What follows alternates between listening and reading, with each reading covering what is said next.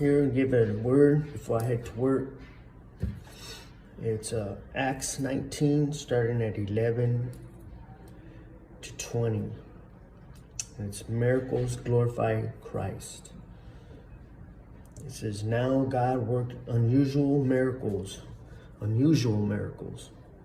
by the hands of Paul, so that even handkerchiefs and aprons were brought from his body to the sick, and the disease left them, and the evil spirits went out of them. Then some of the Jewish exorcists took it upon themselves to call on the name of the Lord Jesus over those who had evil spirits, saying, we exorcise you by the Jesus Paul preaches. Also there were 7 sons of Sceva, a Jewish chief priest, who did so. And the evil spirit said, Jesus I know, and Paul I know, but who are you? Then the man in whom the evil spirit was leaped on them.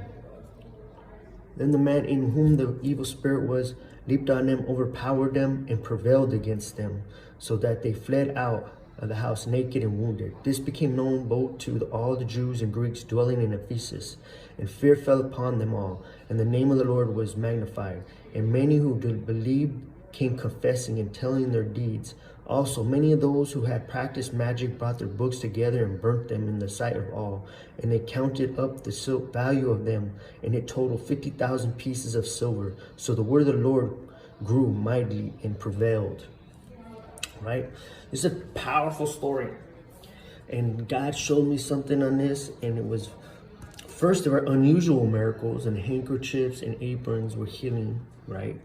Second, these guys are priests, sons of priests and exorcists, right? So these guys are religious people. They're religious people, right? So they're worshiping God, and they're doing their little works and following all the ceremonial laws and whatever they do in Judaism, right? And yet they had no power because they had no relationship with Christ, right? How many of these Pharisees were very religious, but yet they didn't know Christ? They didn't and when they got the revelation of Christ, they didn't believe. That's very, when they stopped walking with Jesus, when they would walk away from Jesus, you don't think they went back to burning their incense and going to the temple? You know, John chapter 6 says they followed him no more. Many of them stopped following him. But what do you think they went? They went to go be religious still, right?